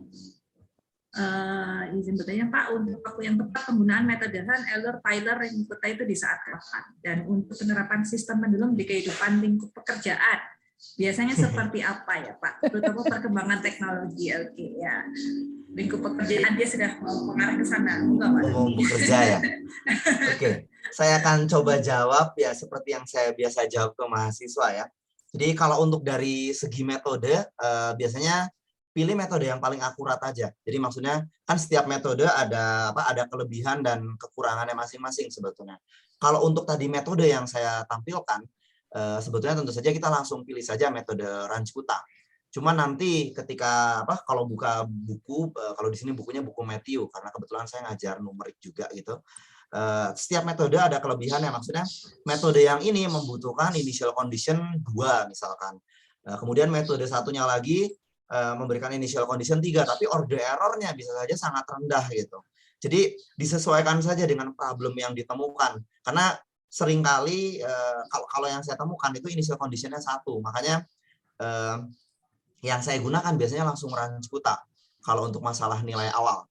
Berbeda dengan kalau nanti ada masalah nilai batas segala macam yang mau tidak mau harus ditransformasi dulu. Jadi tergantung si problemnya. Cuman secara umum kalau untuk PDB saya biasanya langsung pakai Ranjputa.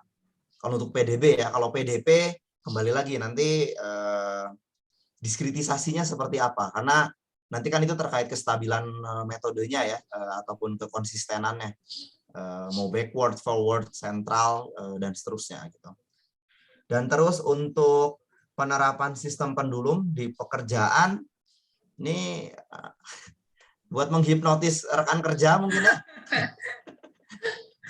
Jadi kalau kalau yang saya bisa jawab sebetulnya secara umum kalau yang saya lihat kalau misalkan lulusan UIN Malang kebanyakan kemana nih anak matematikanya? Apakah pendidikan atau ini? Ya, ke arah pengajaran sekolah. Biasanya ke arah madrasah. pengajaran ya. Jadi lebih ke buat kalau pengajaran ya lebih ke buat pendidikan ini aja ke anak-anak gitu bahwa fenomena matematik itu tidak hanya si teorinya saja gitu. Jadi bisa menceritakan fenomena alam. Jadi yang mau saya tekankan sebetulnya itu. Tapi kalau misalkan bekerja secara profesional, karena kebetulan kalau anak ITB itu kan kebanyakan kalau tidak perbankan kantoran gitu ya, saya bilang Ranjkuta kepakainya di mana, Pak? Ya tidak ada, gitu saya bilang. Yang digunakan sebetulnya sebagai mahasiswa itu pola pikirnya, bagaimana menyelesaikan ataupun pendekatan menyelesaikan masalahnya gitu. Jadi kalau nanti bilang, Pak, kalau bebas linier di aljabar linier kepakainya menghadapi atasannya, tidak akan bisa gitu ya. Tapi kalau Anda bekerja di big data, itu bisa menceritakan banyak hal di situ. Misalkan perlu ditransformasi datanya, membersihkan, itu kan butuh aljabar semua isinya. Nilai eigen itu kan untuk image processing itu banyak. Tapi kalau untuk ini secara umum biasanya yang kerja ke fisika kalau pendulum tuh. Tidak spesifik ataupun maksudnya agak spesifik ke pekerjaan tertentu, dan orientasi yang saya lakukan sebetulnya lebih ke pengembangan riset. Dan sayangnya riset yang saya lakukan tidak terlalu terapan kalau di Indonesia. Jadi ya hanya mengeluarkan gambar-gambar cantik seperti tadi, simulasi-simulasi cantik. Ya karena saya passionnya ke arah sana. Memang lanjutannya untuk master di bidang sains ya, lebih tepatnya ya Pak Rudi. Jadi ke arah riset sebetulnya. Ya, ke arah riset sains untuk penelitian. Ya, karena memang sarjana matematik itu salah satu arahnya juga ke arah studi lanjut sebetulnya kan, arahnya begitu. Jadi kalau nanti kalian ada yang studi lanjut ke matematik murni, mungkin ke ITB atau tempat lain, saya rasa juga akan tetap menemui materi-materi seperti ini ya, pendulum nonlinier, di mana menyelesaikannya. Dan tadi juga Pak Rudi sudah ceritakan ya, bahwa kalau di ITB itu ternyata pendulum tadi itu dijadikan proyek ya, proyek untuk kelas gitu, untuk mata kuliah gitu. Nah mungkin nanti bisa dicoba Bu Ari, Pak Usman, kita coba untuk anak-anak mata kuliah wajib gitu ya, yang terapan nanti kita coba mengkonstruk itu. Menarik sepertinya nanti kalau berbasis proyek. Iya, siap Bu. Ya. Ada lagi yang mau bertanya? Yang hadir di Zoom pagi hari ini? Sebelum saya close. Oh iya Pak Rudi, itu tadi gambarnya super cantik itu. Saya nggak bisa gambar pendulum gitu. Oh, ya itu ya saya pun agak lama Bu, awal-awal memang takes time untuk karena saya basicnya bisa programming gitu. Ketika awal pun saya buat agak lama, tapi kalau Ibu perlu ada beberapa contoh di internet mau pakai matematika segala macam itu pun ada sebetulnya. Jadi saya biasanya mulai dengan nyomot dari simulasi yang ada di internet. Kalau misalkan itu. Mungkin kita bisa adakan kegiatan workshop mungkin ya Bu Ari, Pak Usman lain kali gitu. Jadi langsung. Ya, kalau kita penjelasan materi saja, dan saya rasa memang sangat padat tadi materinya dari Pak Rudi. Pendulumnya disinggung semua lah si pendulum itu gitu ya. Jadi ke skripnya mungkin untuk mahasiswa ada yang merasa terlalu cepat gitu ya materinya. Mungkin kalau kita bikin jadi workshop virtual gitu mungkin Pak Rudi ya, nanti lain kali kita agendakan lah. Jadi bikin workshop virtual, bikin skripnya mulai dari nol gitu, mulai dari blank script gitu bagaimana. Nah itu sepertinya akan menarik karena mereka bisa menemukan oh begini jadinya, oh bisa ya gitu. Kalau hanya melihat hasil akhir kan kadang gitu doang gitu ya. Padahal sebetulnya bikin skripnya luar biasa gitu ya. Iya. Nah, logika itu yang kita pakai sebetulnya untuk ya Bu Ari? Kiraan luar biasa kita di pemodelan kan itu ketika berakhir dengan gambar yang super cantik seperti yang kita harapkan. Ya, kemudian dikembalikan lagi ke fisisnya gitu ya. Oh ini masih ada yang mau bertanya ternyata ya, ada Aulia. Izin bertanya Pak, bagaimana gravitasi mempengaruhi pendulum? Oke. Nah tadi kan di modelnya ada ini ya. Kalau saya coba share screen lagi, tentu saja dia mempengaruhi, sangat mempengaruhi. Jadi kalau kita kembali modelnya, ya ini, ini di bagian ini. Jadi kalau gravitasinya walaupun dia sebagai tetapan ya, jadi kalau gravitasinya makin besar ya dia akan mempengaruhi periodenya juga. Dia berbanding terbalik dengan si periode. Kalau gravitasinya makin kencang atau nilai T-nya akan makin kecil kan, dia makin cepat gitu si ininya, dia akan cepat kembali lagi. Sebetulnya kesimpulannya dari sini kalau gravitasi. Kalau yang tidak mempengaruhi itu sebetulnya masanya. Jadi si bandulnya tadi tidak mempengaruhi kalau kita lihat. Ya itu pun bisa jadi di bagian analisis tadi ya, dari bagian output memodelkannya itu ya pengaruh masing-masing variabelnya, sudutnya segala macam. Tadi saya lebih berfokus ke sudutnya sebetulnya. Ini asumsinya talinya tidak bermassa ya? Iya, talinya tidak bermassa, betul Bu. Abaikan lah, termasuk ada kemungkinan tali itu molor kan sebetulnya, elastisitasnya juga kita abaikan gitu ya.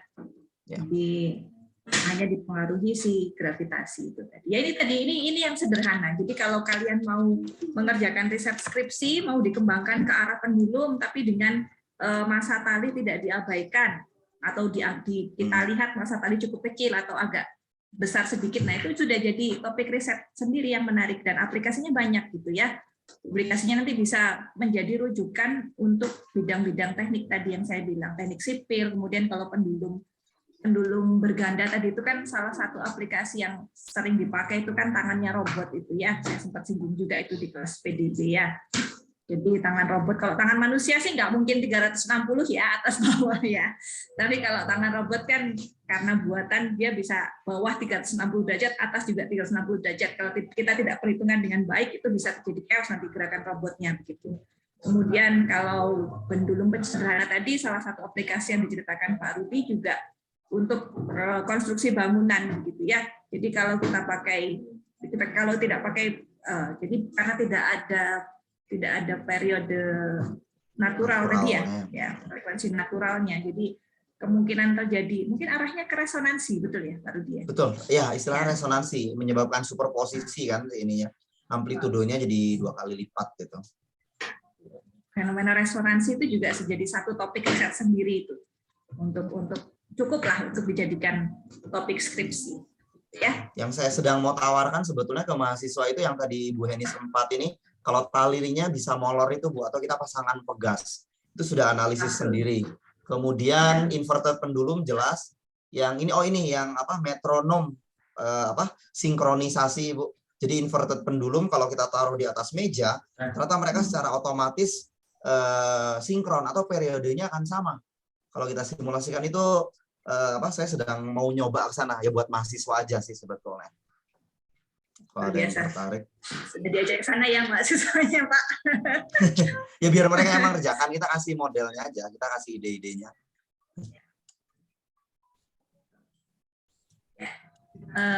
Oke, ada lagi yang mau bertanya? Mungkin ada yang mau bertanya secara langsung?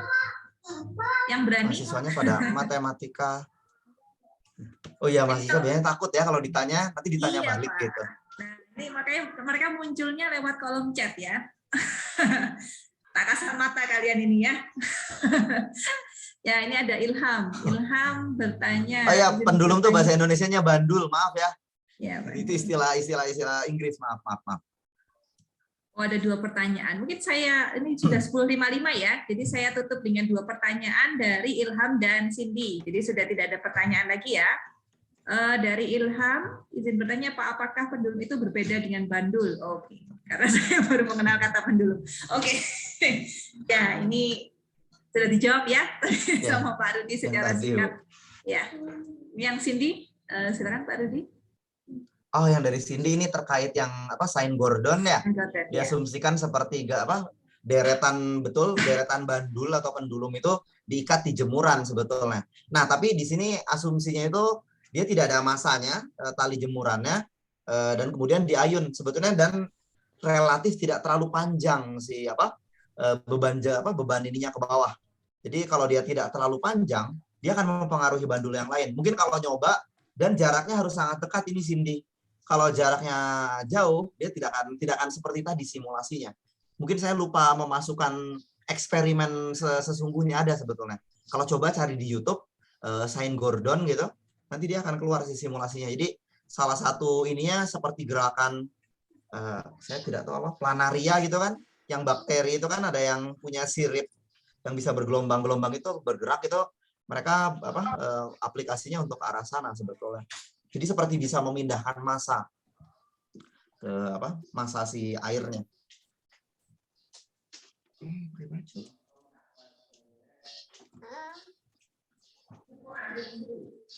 Ini semoga menjawab. Ya. Dia mau dicoba pakai jemuran, Cindy. Ya, yang ini kayaknya kehidupan nyata lah maksudnya kalau Cindy kan Pak. Ya kalau alatnya memang pakai pendulum yang bergerak gitu ya, yang ya tahu lah kalian harusnya aja cari di internet gitu ya. Oke. Ya, saya rasa cukup begitu ya untuk webinar terapan di pagi menjelang siang hari ini. Terutama saya ucapkan terima kasih kepada Bapak narasumber kita ya, Pak Rudi Kusdiantara, karena sudah menyempatkan waktu di hari ini. Sama-sama juga Ibu, sudah diundang. Terima kasih banyak.